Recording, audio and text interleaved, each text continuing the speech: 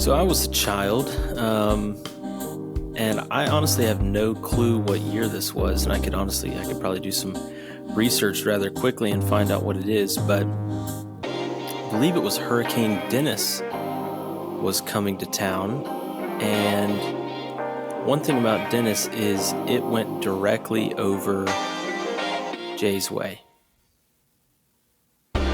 And I don't actually remember if it was Dennis. I think we might have left town for Dennis.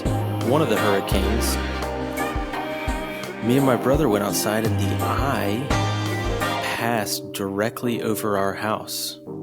I mean, the eye is, the eye of a hurricane is several miles, probably tens of miles wide, right? So it's not like this is a super special event, but the eye of the hurricane came over our house, and it was so still after hours of wind just blasting and rain and everything else. You could feel the pressure in the house in your ears just going back and forth with your ears popping. And then the eye comes over you and you walk outside, and me and Trevor went out back and threw the football in it. We're like, look, there's not going to be any more good weather today, so let's throw the football a little bit. And it was pretty crazy. Me, my dad, and my brother, we went out and we played in the backyard for a couple minutes to get kind of a break from this hurricane. And it was just, I don't know, it always struck me of how the eye of the hurricane is just so calm and everything is just still and quiet. And then, obviously as the rest of the hurricane comes, you got to get back inside because it's going to, the back half of the hurricane's coming for you, But yeah, that was one memory that I had as a child, and I don't think it was Hurricane Dennis. I'm trying to remember what hurricane it was. Perhaps I can do a little bit of research and inform the folks later on the podcast. But just the events from the past week got me thinking about it. You know what I mean? Got me thinking about hurricanes in my past and how they are really just spectacular and intriguing, results of nature, if you will. And I will, to be quite frank. One of the interesting things we learned from our boy Kyle was that the pressure and the winds in the upper levels are what drives the hurricane. The lower levels where we are don't have that much power. You know what I'm saying? We think we just have a ton of power on this world, on this ground, yet you even go 150 feet, 1,000 feet higher.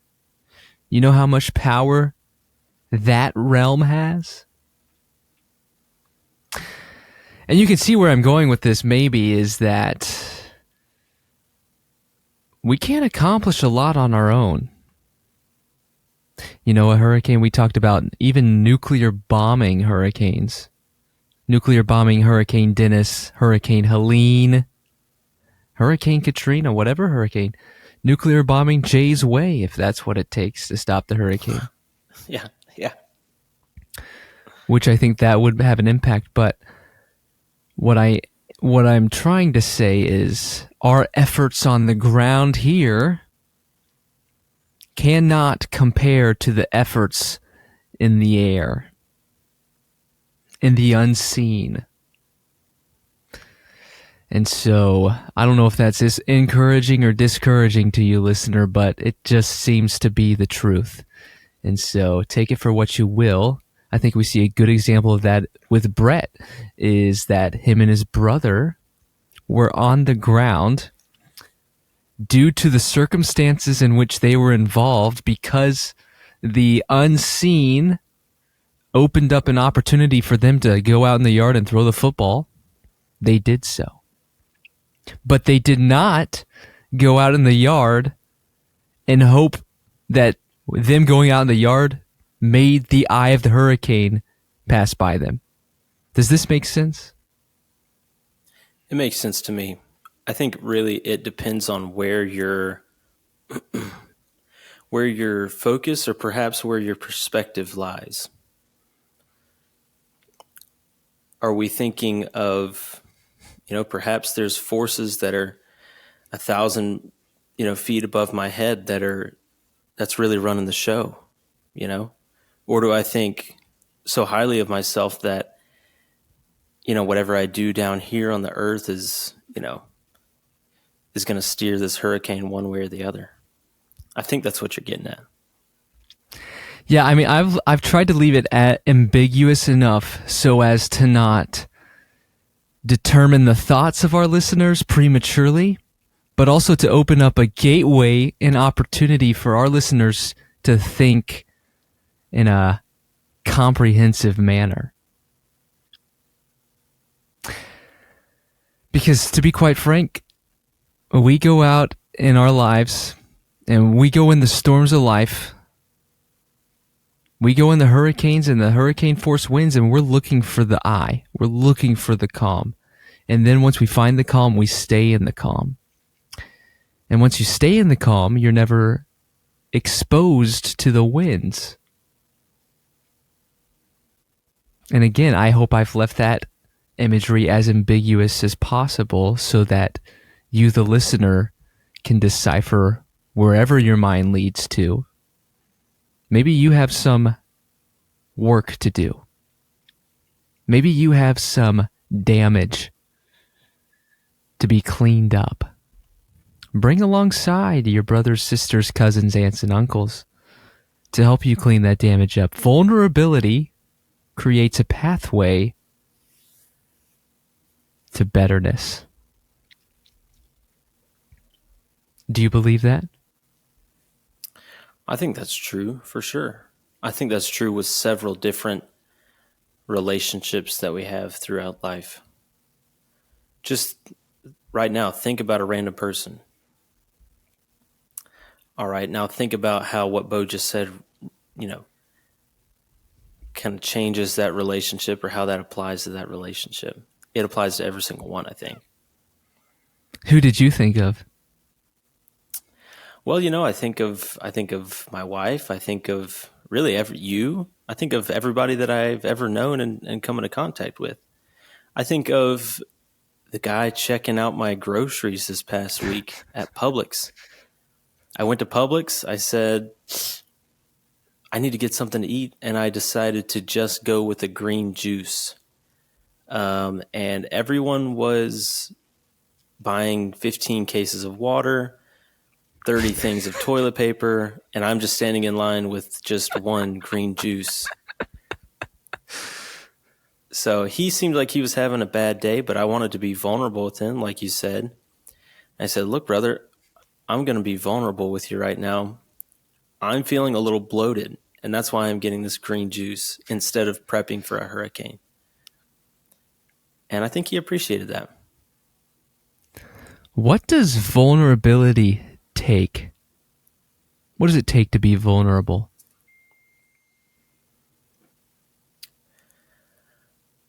Well, I think vulnerability is the opposite of pride, essentially. That's the first thing that comes out of my head is I can't really see somebody who's incredibly prideful being vulnerable to somebody else.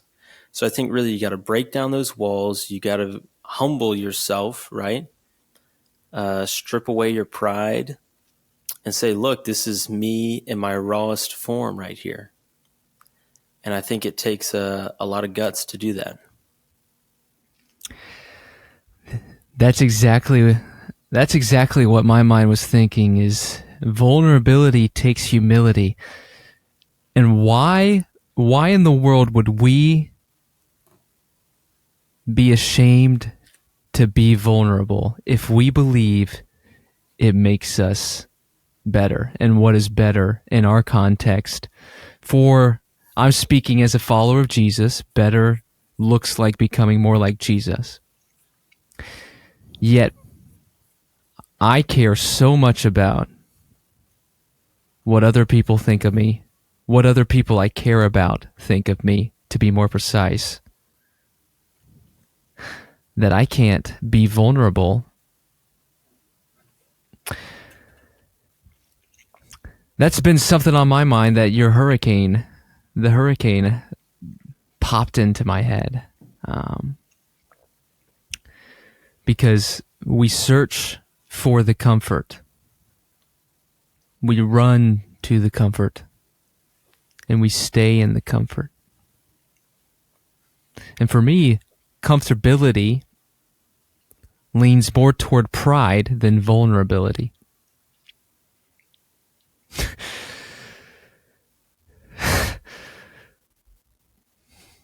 I'm convicting myself. I'm being vulnerable on this podcast because, to be quite frank, I don't have to tell this to someone's face to face. It's much more easy to share it over virtual sound waves. It's a little different when someone's sitting across you in the room. You know what I mean? It is. It is. Sometimes I get teary-eyed. Sorry about that.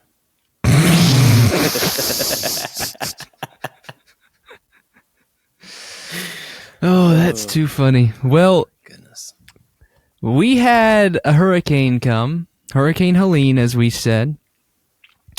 And a mere 7 days ago, we had a meteorologist come onto the podcast, and unbeknownst to us, a hurricane came right after. And so here's my question. What have you done for the past 7 days? Hurricane prep was a big part of it. This podcast, our first subscriber-only episode, was based on a hurricane as well. And so shout out Andrew Williams, home of Williams Green and lawn care, excuse me. Yeah, no, it was a good week, like you said. It was interesting, it was unique. I think ultimately, what are the odds that we have not some hack meteorologist. We get the real deal. We get Kyle Hansen of Spectrum News 9 on the podcast. I'm going to be honest, I had no clue how famous he was. We've got listeners in the Panhandle. You know, he mentioned that he was in Mobile for a while, and your parents, my parents reached out, some other people. They're like, how do you know Kyle? You know, he left several years ago. We always loved his, you know, the weekend weather updates and things like that from him. We were so sad to lose him on Channel 15. I was like, this is just like, you know, one of my friend's brothers. Like, I had no clue he was such a big deal. I would have been way more nervous on that podcast if I'd known that he was so famous, you know?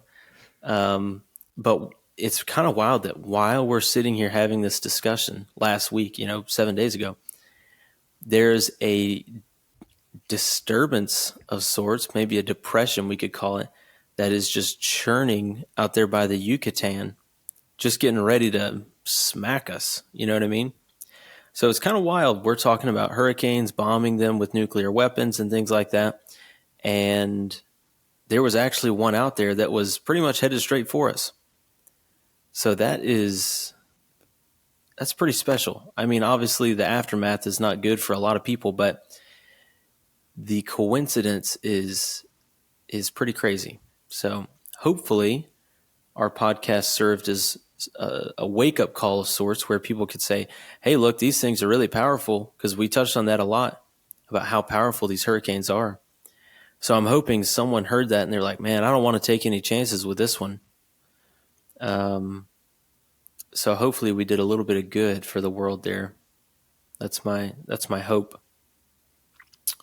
But as far as my week goes, Monday I had at my project in St. Pete had some storage connexes being dropped off on Monday. So went through, and I was essentially over there all day, just getting, you know, waiting for this truck to show up. Basically, they told us it'll be mid-morning to early afternoon.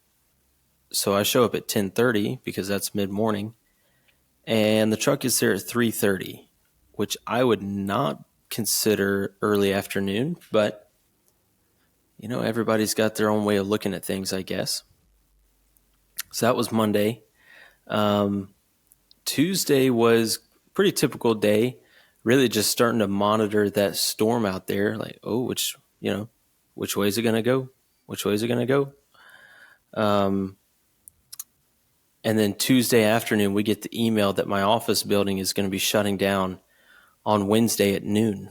So essentially, everyone gets into the office Wednesday early, and we work half a day, and they say, look, you can stay, but we're turning off the AC and we're turning off the elevators. And if there's one thing that I don't want to do is climb stairs in the heat. So I left at noon when they turned everything off. Another special thing that happened on Wednesday is your parents came into town. Was that Wednesday? Yeah, that was Wednesday night. They came into town. You came into town Wednesday, right? Yes. You came into town Wednesday. I'm trying to think. Did we eat dinner Wednesday night all together? I don't think we did. No. Because they were late.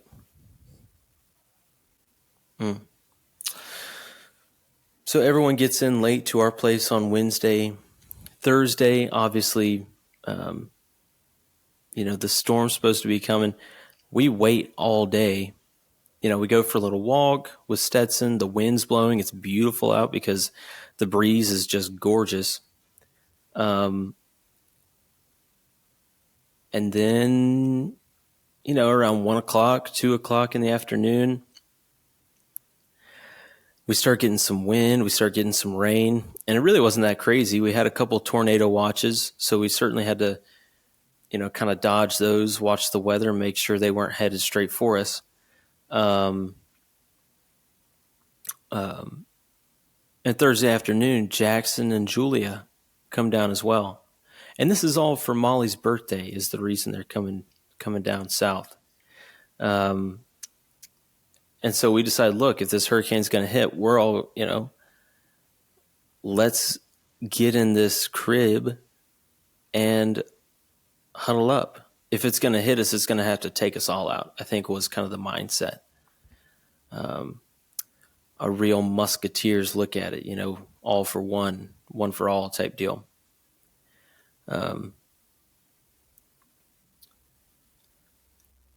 So Thursday comes the storm. It kind of blows by us out there in the Gulf. Like I said, we get a couple tornado watches, but really it didn't hardly do anything to us because we're a little further inland than downtown Sarasota. So like Tampa, St. Pete, Sarasota, they got some serious water over there on the coast. St. Armands was under like 3 foot of water, I'm pretty sure. So that's definitely unfortunate. But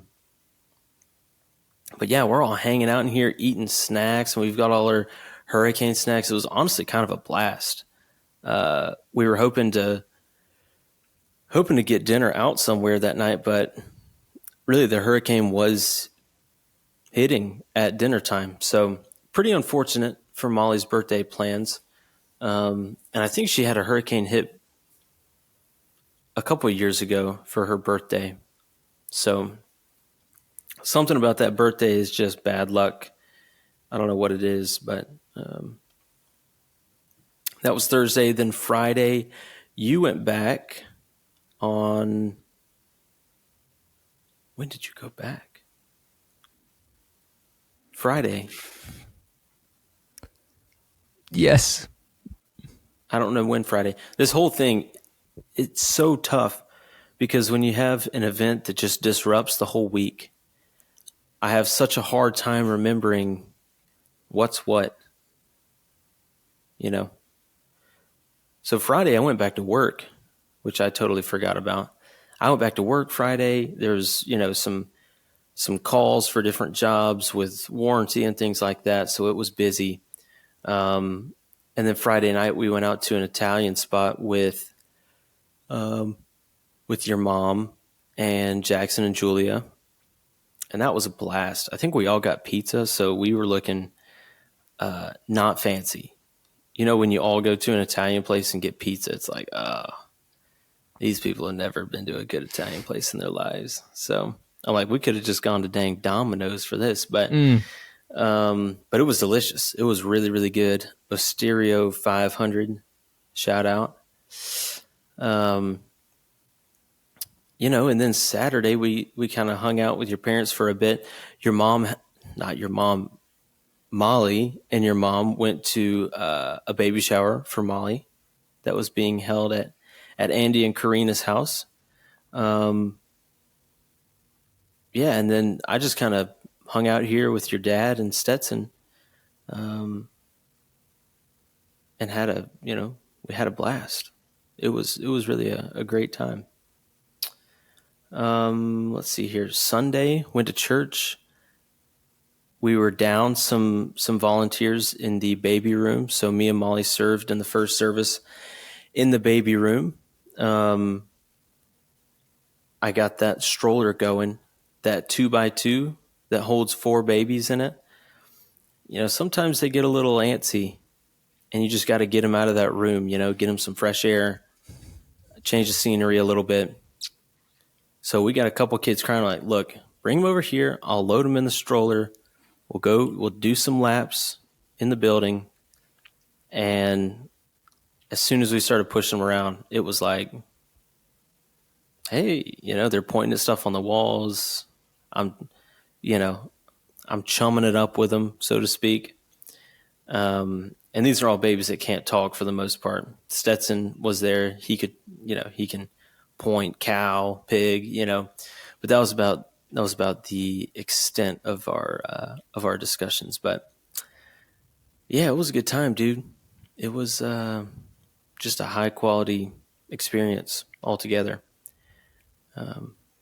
I left out a couple parts of the weekend, or at least the late week hurricane scene, because I wanted to get your perspective on some things. So that's all I'll say about my weekend for now. But I'm sure you've got some little tidbits in there that you found interesting. Yeah, absolutely. Well, I'll start us on Monday, because Monday that's when we're gearing up. We're hearing about this Tropical Cyclone 9 or whatever it's called. Well, Monday's just a good all-around day. You get prepared, you do a little studying, you work, study for life group, etc., etc. Then, Tuesday, there's life group, all right? Well, I'm getting all these messages. Hurricane. We got to come up with a plan. We got to know what's going on. Hurricane. Are you coming to Sarasota? At that time, I thought Sarasota was actually going to die. So I was like, I told the family, I said, look, guys, are you sure that this is a good idea? I'm not so certain we might not drown together. And it turns out that there are many deaths just near 14, 15 miles from where we were. But that's later in the week anyway, so let me finish. We talk 1 Corinthians 8 and 9 on Tuesday. It's all about love. But it's not the gushy, mushy love. You know what I'm saying? It is the sacrificial agape love, unconditional. Now, can unconditional love be gushy and mushy? Absolutely. But if gushy and mushy is what we are chasing, gushy and mushy will fail us. I promise you that. And so unconditional is always the key to beauty. No matter the circumstance, no matter whether you're in the eye of the hurricane or you're in the wind of the hurricane, the unconditional and sacrificial love on display is what's going to look like Jesus. That's what we saw. So we saw Paul talking to some believers in the new Corinthian church saying, look, because you have the right to eat beef. This was the circumstance. Many new believers were eating meat, but their other believing brothers and sisters were having trouble because, as we know, in Corinth, pre-Jesus, meat was sacrificial. It could not be eaten. But now, through Jesus, we can now eat meat. That meat is not off limits. Well, many of the new believers were like, yeah, we have the freedom, we can eat meat. What that was actually doing was it was causing the other believers to struggle in their faith, because for so long, meat was sacrifice. And they had a weaker conscience. They weren't as strong in their foundation of their faith. And so Paul was writing and saying, look, guys, just because you can eat meat does not mean you should, because, and in fact, you should stop eating meat because you are being a stumbling block to the gospel for your brothers and sisters. Now, obviously, in the American culture in which we live, that's not really an issue, meat. But it is an issue when it comes to other rights that we have. And I think the primary question you have to ask yourself, listener, I've had to ask myself, is, am I willing to sacrifice my rights, what I have the right to do, if it means pointing a brother or sister closer to Jesus? And I think that question leads me to the bigger question, is, what is the primary purpose in my life? What is the primary thing that I want to accomplish in my life on this earth? And at the end of the day, the answer is, I want to see people come to know Jesus. Brothers and sisters know Jesus better, myself knowing Jesus better. And so that's this type of love that is sacrificial, it's unconditional, it is one that puts yourself at the very bottom of the totem pole and puts others way above yourself because of what Jesus did. He sacrificed himself, he lowered himself, and then because of Jesus' lowering of himself, we actually get raised up through Jesus to now sit at his feet. Sit at his feet. And what a position of, like we talked about, one, humility, but it's a humility that allows us to be prideful in Jesus. We boast in Jesus because we recognize the position in which we sit at the feet of Jesus could not be accomplished by us, but only through the power of Jesus. And so if that's what's driving our love for God and love for others, that's what motivates us, then we're going to see people and ourselves love God more and love others more. And so that is 1 Corinthians 8 and 9. That's at least what I got out of it. I thought it was a powerful study. It's a study that provokes questions and provokes action. What in my life do I hold to such a high regard that it's actually causing my brother or sister to stumble? Do I even view you as a brother that I love, that I want to see Brett come to know Jesus better? That's a question I have to ask. That's a question we have to ask ourselves. The Christian life is not about you. In fact, your life is not about you. It's all about God getting glory. We're just willing vessels. We are a slave to something. We're either going to be a slave to money, power, respect, or we can be a slave to Jesus. But do we recognize the care that Jesus has for us? Do we use our bondage to Christ as something to boast in? Is that something we're proud of? And it should be.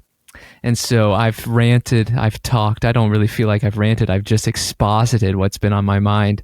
But that was Tuesday night. Wednesday night rolls around. Wednesday night is great.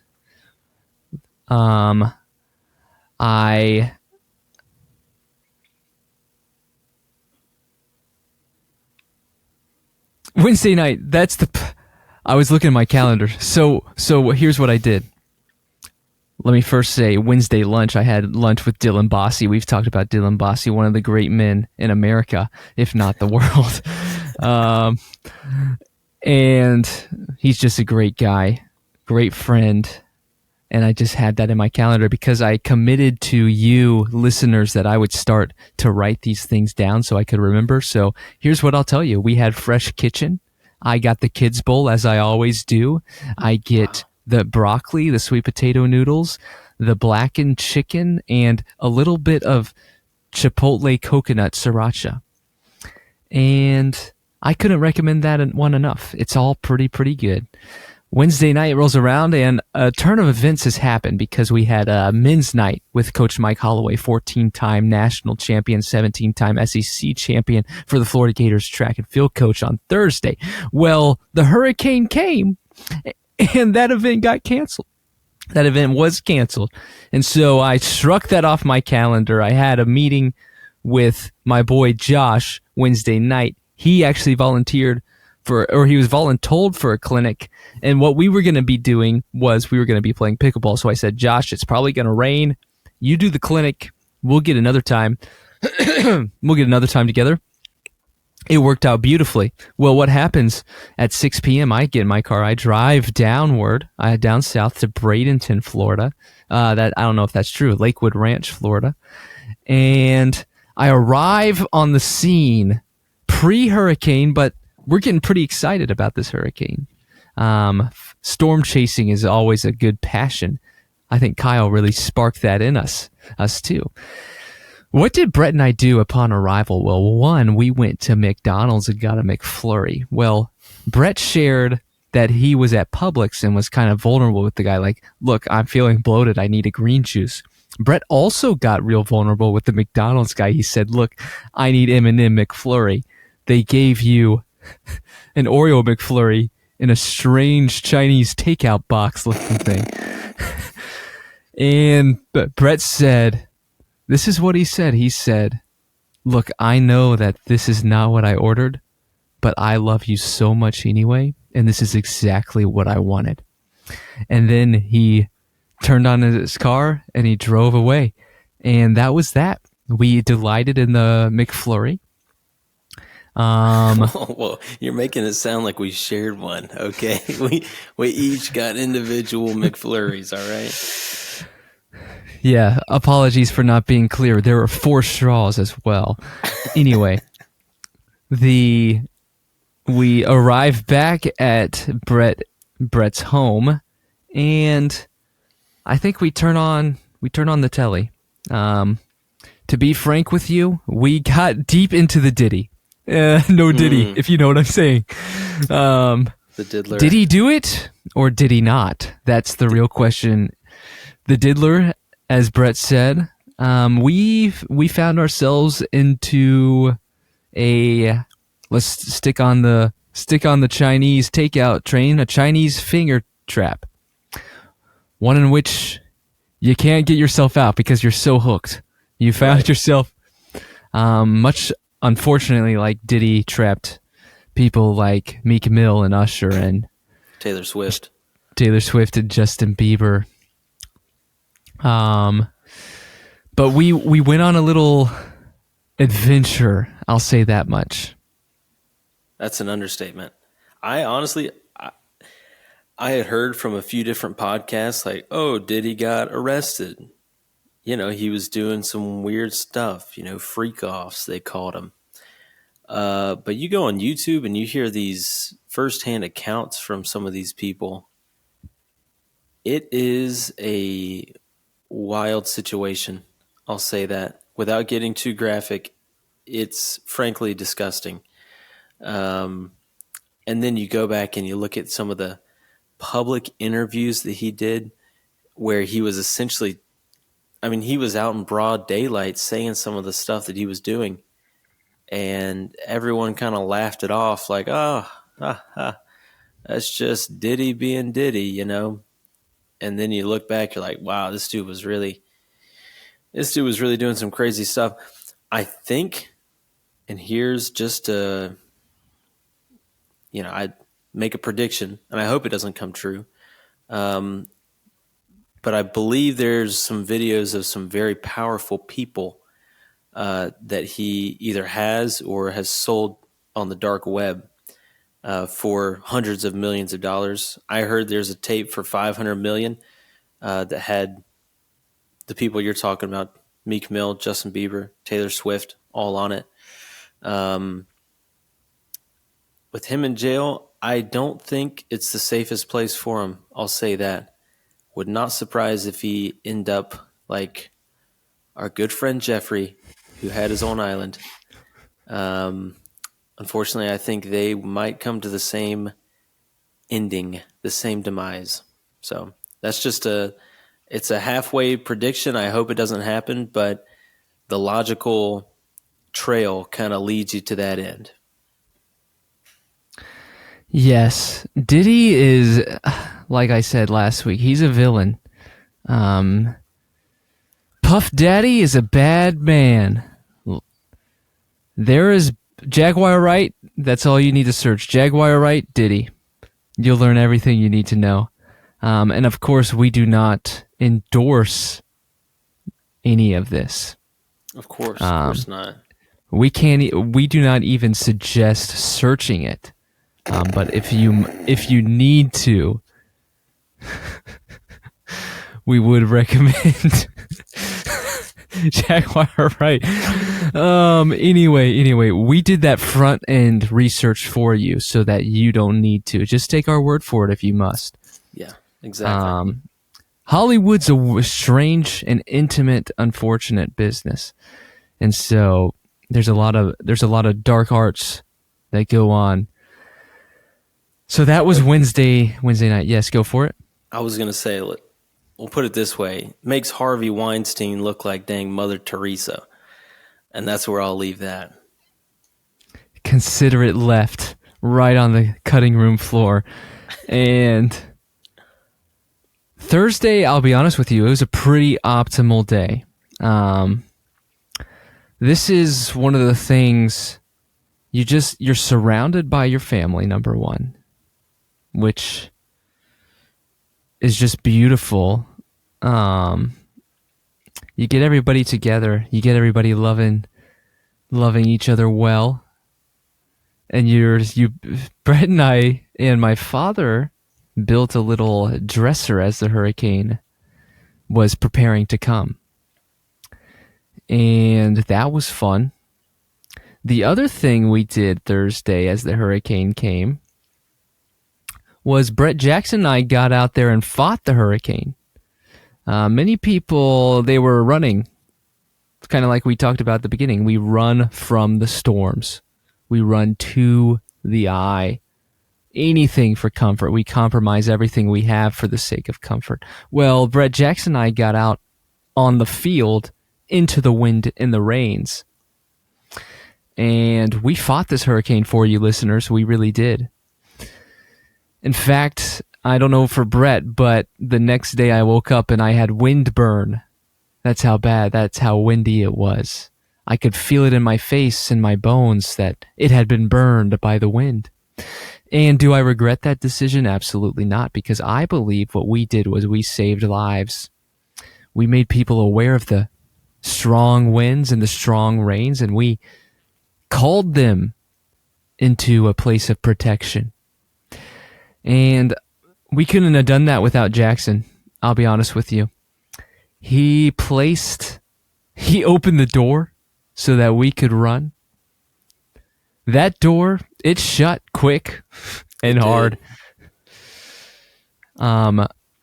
We were pushed into one another, in fact, due to the wind. I legitimately thought when we got that big gust, it almost knocked me over. I was like, this thing is about to dang take me away, dude. I thought it was literally going to sweep me off my feet like one of those dang cows in the movies, just spinning around, dude. And we knew it was real. Jackson, the first step he takes out of the house, he goes to run out the front door. And his glasses, the wind takes his glasses and just shoots him across the yard. I was like, oh my gosh, this is crazy. Yeah, I've never been in such forceful winds. It's really something to experience. And I think the best part was, his glasses are broken. So like the left little piece that goes over his ear is just taped to the rest of his glasses. So his glasses go flying across the yard, and then he's just left with like the little plastic piece over his ear. Oh, that's hilarious. And so that summed up Thursday. I mean, we tracked the storm. Brett was a big Mike's weatherman, Mike's weather page guy. And so Friday rolls around. Friday, Brett discussed. I left. We went to the mall. I left shortly after. And as I shared, it was my boy Dylan Bossy's birthday, so I had a birthday dinner for him as that Friday night. And the night before, Molly, your bride, my sister, had a birthday that we celebrated. Well, her birthday is the 30th of September. But we celebrated with pasta, and we celebrated with some delicious chocolate coconut cake, which was actually absolutely divine.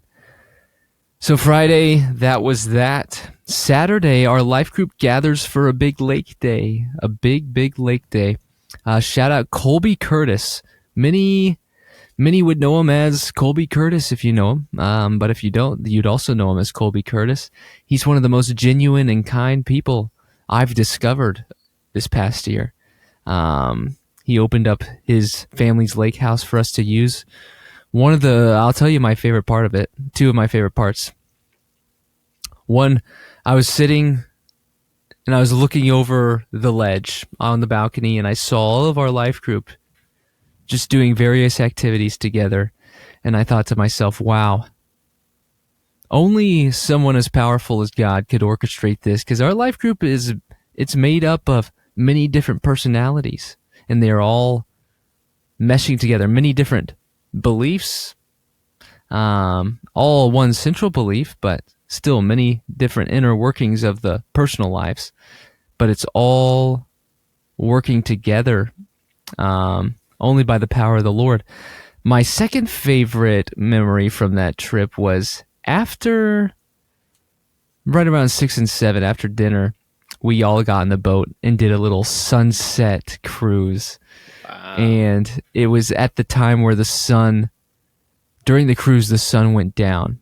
And so we were playing worship music through the boat, and the sun was just going down, and we were driving into the sunset. I mean, it was like a movie. The water was as still as could be because no boats were on it. It was a bit of an emotional experience, a spiritual experience, and it was phenomenal. So again, can't thank Colby enough. Absolutely incredible. Sunday's a Sunday. We work, we worship. I play tennis with my boy Thomas, and I eat dinner with Thomas and Haley. Haley is a co-leader of mine with the life group. Thomas is her husband, two of the many great people in the world. Here's what I would define them as. They do well with sacrificial and generous love of their friends, coworkers, and families. They would do anything for them, and they value time together. And it's something to look. It's an example that I look to, because it's just one that reflects Jesus, I find. And so it was a jam-packed week. It was a week that I'm thankful for. I got to see a lot of people and spend time with a lot of people that I love so much. And my mother, she brought the egg is meat bag with her, and that was absolutely incredible. Shout out the Egg is Meat clothing brand. Rodrigo worked hard on that one, and he's done a good job with sales. I think we have one sale, and that was my mother, so shout out. But other than that, again, just spending time with the people you love, it doesn't get better. It really doesn't. So that's my recap.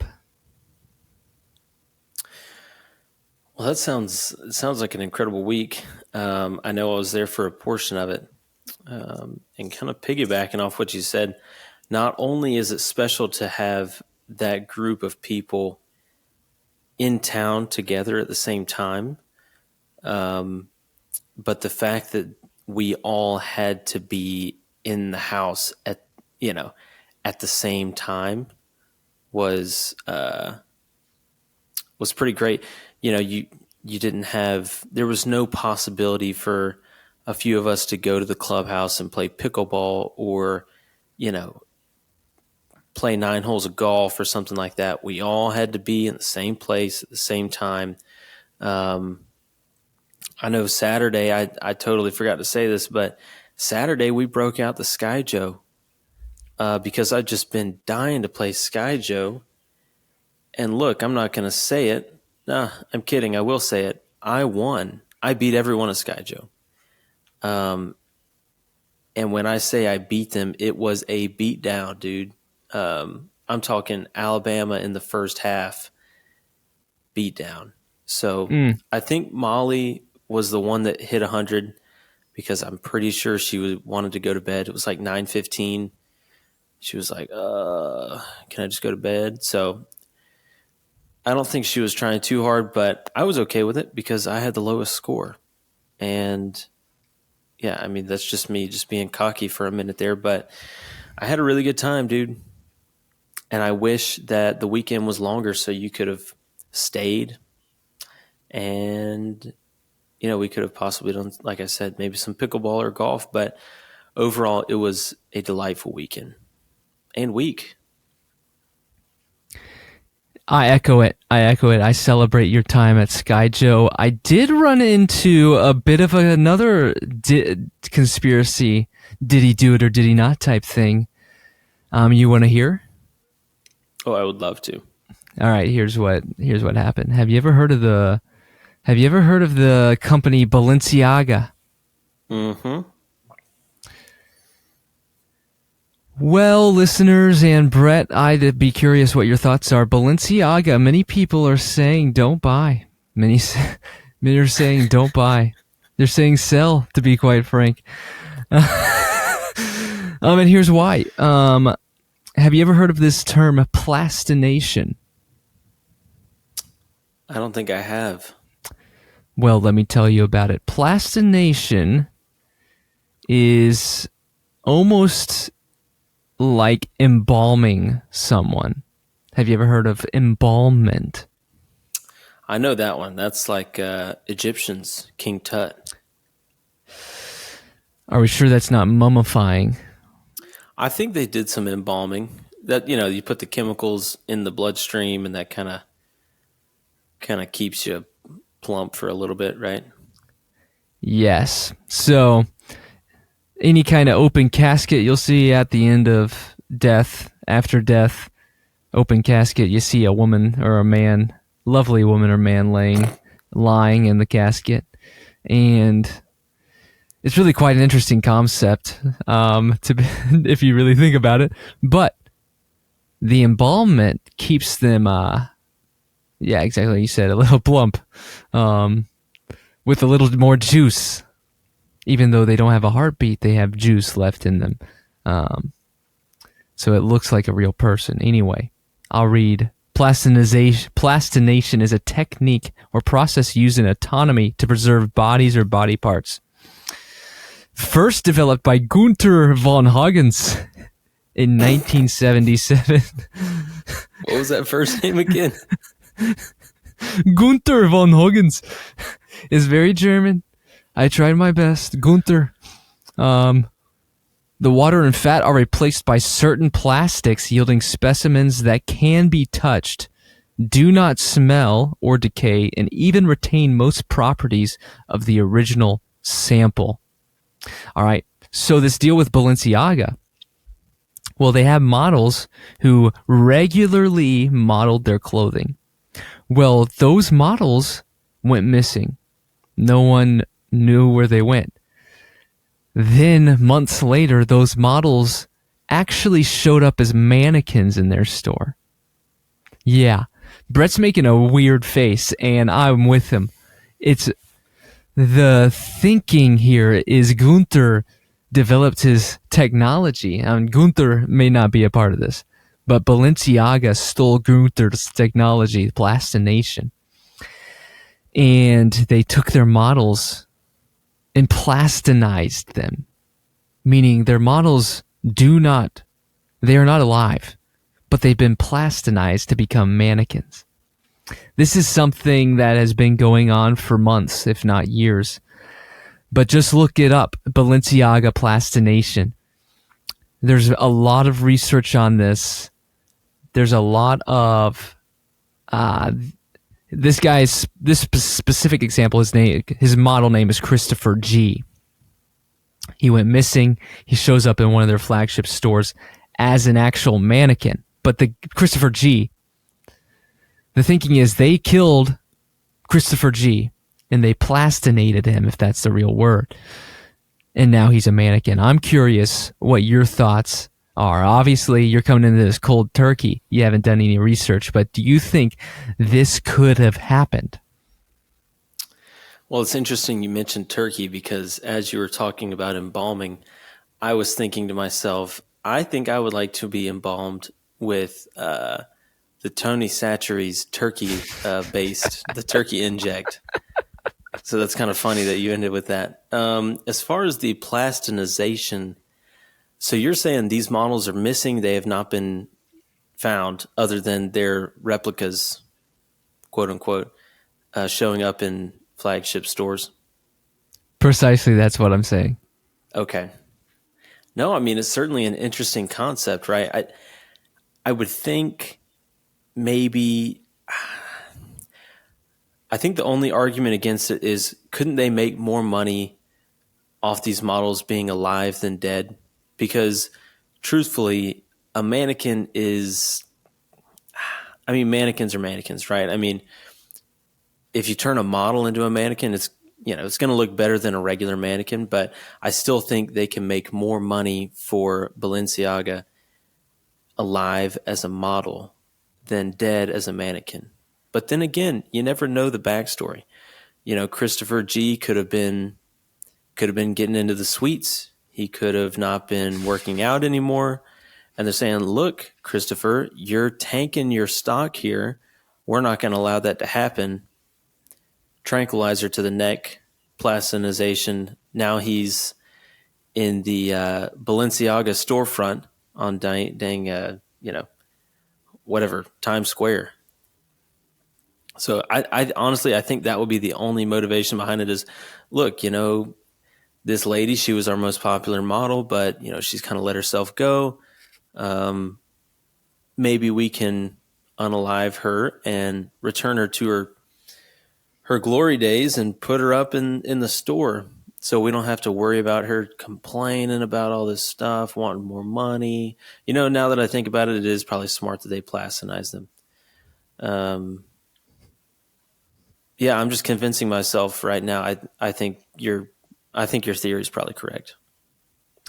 Yeah, and I don't want it to be seen. I want to present it as an option. It's not necessarily my theory. It's something I ran into and had to decipher on my own.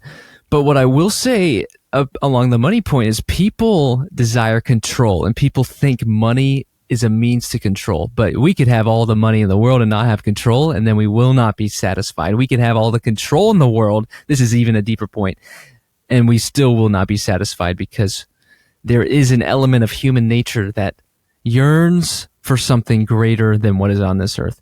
Anyway, back to my control and money point. Money is a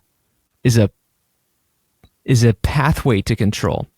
But I think kind of exactly what you were saying, the plastinizing of Christopher G actually gives Balenciaga all the control they need. Maybe instead of this letting themselves go, Christopher G or Anya S was not, they were trying to get out of the contract. They were like, hey, y'all are weird. Y'all are kind of demonic. I might remove myself. And Balenciaga quickly said, Gunther, we will pay you whatever for your technology. We need to plastinize Christopher G.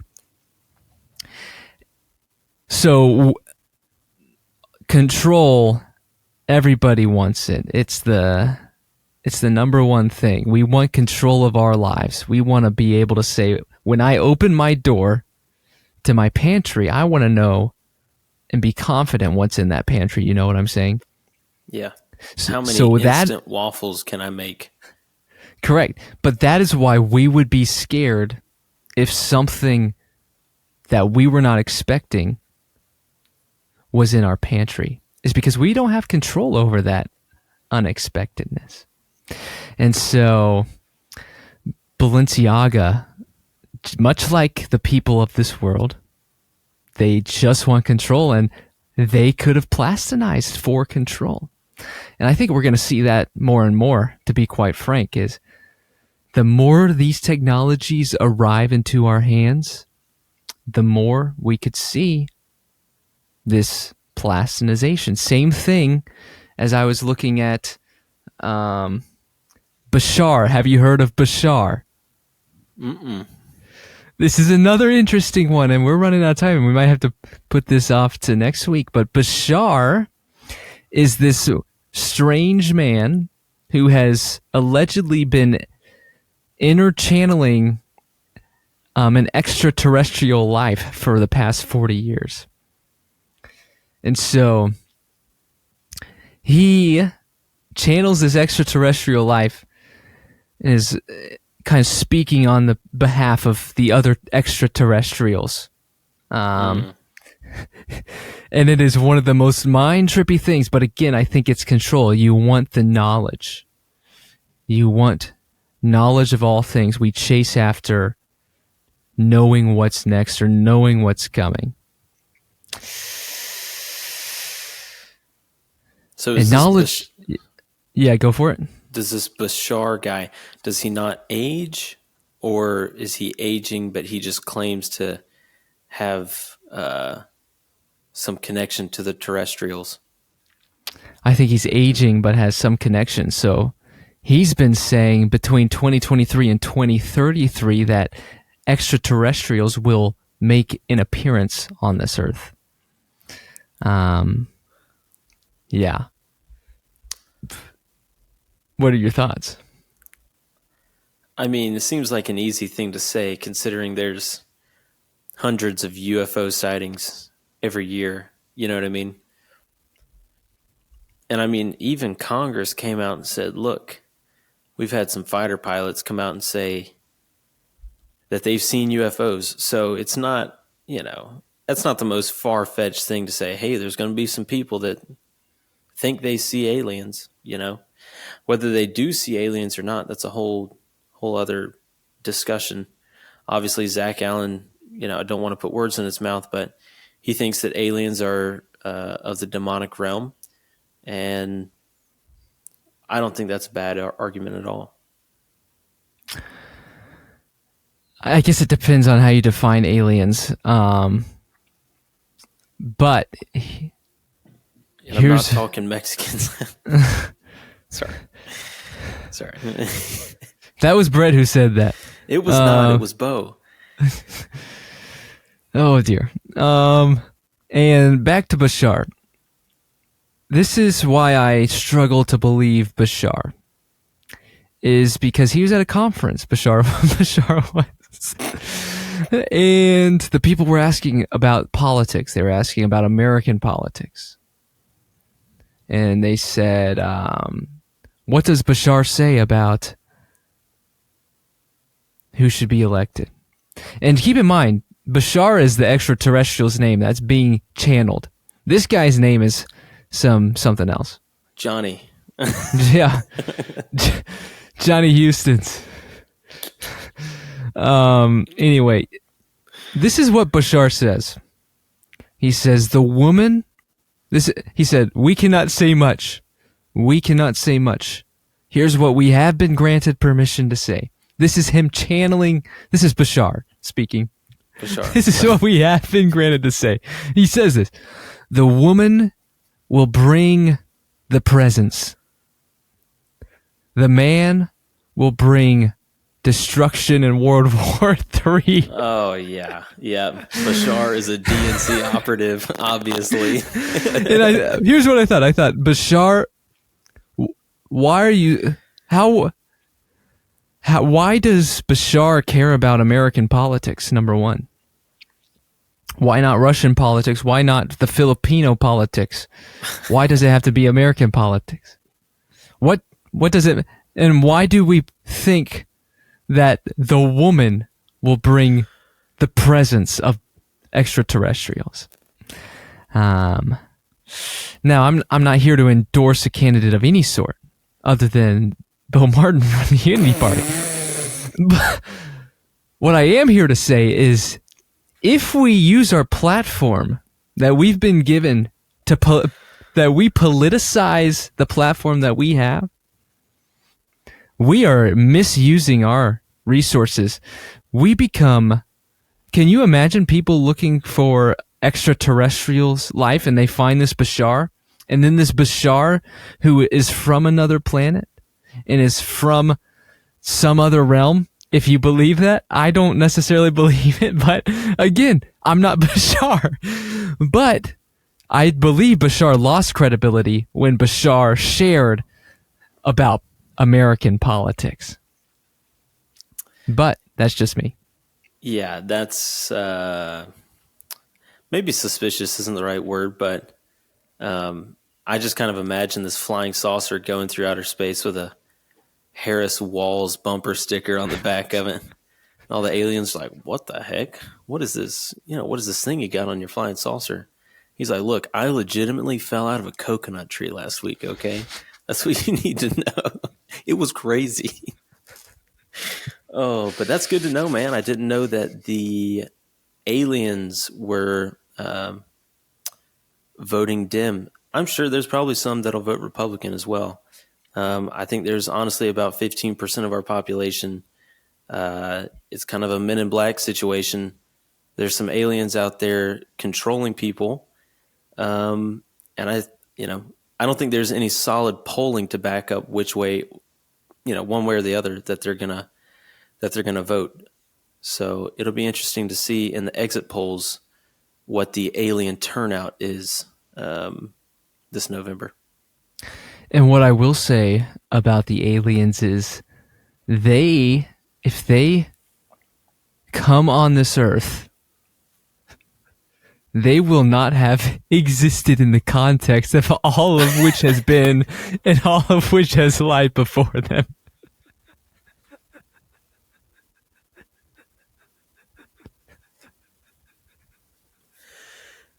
They don't even have to worry about unburdening what has previously been, because they could just get on their spaceship and fly to another country. They could go to another universe, as far as I'm concerned. It's like Whoopi. Whoopi said in 2016, if Trump wins, I'm going to Canada. And now the aliens are like, look, if Trump wins, I'm going to Mars or, outside the Milky Way. But that was an incredible setup you had there. Yeah, well, that's all Bashar. I think Bashar comes from classic Bashar. I think he comes from the galaxy of Urion. I think that's what I read, but I don't know what Urion is or Urion. Maybe it's this guy named Ryan who just sits in the sky and is like, "Come on, Bashar, you've done it again."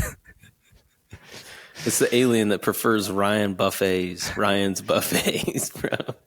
Yeah, shout out Ryan, man. He makes a great buffet. Heck yeah. Well, any other thoughts for our listeners before we get into the songs of the week?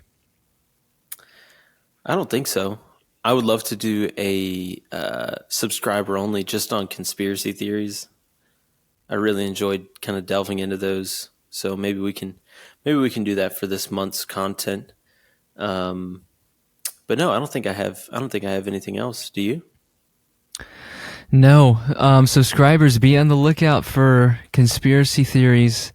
One of the great things about the world is that there are theories and then there are conspiracy theories, which are just theories that have been proven true that we just can't handle as truth, so we call it a conspiracy. Correct. And there's going to be more on that in our subscriber only episode. But what kind of song have you been listening to this week? Well, I'm going to be honest with you, man. It's been just this afternoon. I walked out of work, and I know it was hot during the day, but in the afternoons, we've been getting this breeze that's so nice and cool.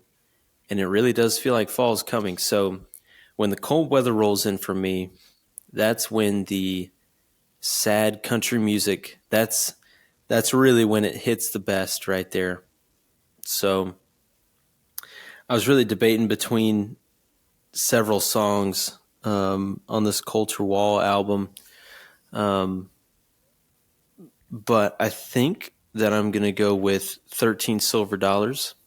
It's a classic, man. It's just, yeah, you're just going to have to listen to it for yourself. But that deep caramel coffee-like voice with notes of tobacco that Coulter has, it's incredible. He makes a great sad country song, and it's the perfect time of year to start getting geared up for it. How about you? I'm excited to listen to that song. For me, it's going to be The Blood mixed with Nothing But the Blood. Those are two songs, but they mashed them up. And you can tell by the titles they work well together. But I would highly recommend. It's a great mashup, and I get excited to listen to it on my drive to work tomorrow. I also wanted to say we did, dude. We received an totally anonymous. I don't even know who the person is, dude, who sent it in. And I don't know what kind of sicko would send it in, frankly. But somebody made the suggestion that we should play this song. And I don't even think it's on Spotify. I think it's only on Facebook. But it is this lady. She is an African American, and she is at church, and she is singing, if I remember correctly, she's singing, Lord, help me not slap somebody today, or something along those lines of keep me, Father, from slapping someone today. And look, we talked about vulnerability in the first portion of the podcast. I think that takes a lot of vulnerability to say, look, I'm prone to slapping. Lord, I feel it. You know what I'm saying? Especially my fellow congregants. And she got up on stage and started singing it. And so I think afterwards, everybody probably kept their distance a little bit more from her. But that is our anonymous selection for an honorable mention song of the week. Yes, and it's a good thing. Is it something we pray for? Help me not to slap somebody today. If that's something that causes a stumbling block in your life, slapping, we must remove it. But powerful testimony by the young lady, and we appreciate that anonymous submission, sharing that with us. And we appreciate you, listeners. We really do. May God bless your bodies this week. I know that it can be hard on the physical sometimes. There's physical wear and tear that goes along with the bodies. And so I pray a special blessing over your physical health this week. And I pray a special blessing over your mental health, to be quite frank. And one of the reasons we do this together is for our mental health. It helps us process some things. It helps us talk through how can we be better? How can we look more like Christ? And how can we point people to Jesus? And less importantly, but on the same value system, how can we love people deeply and generously? And I believe that is our mission. That is indeed our mission. We love you deeply and generously, listener. And that's why we're going to see you in 7 days.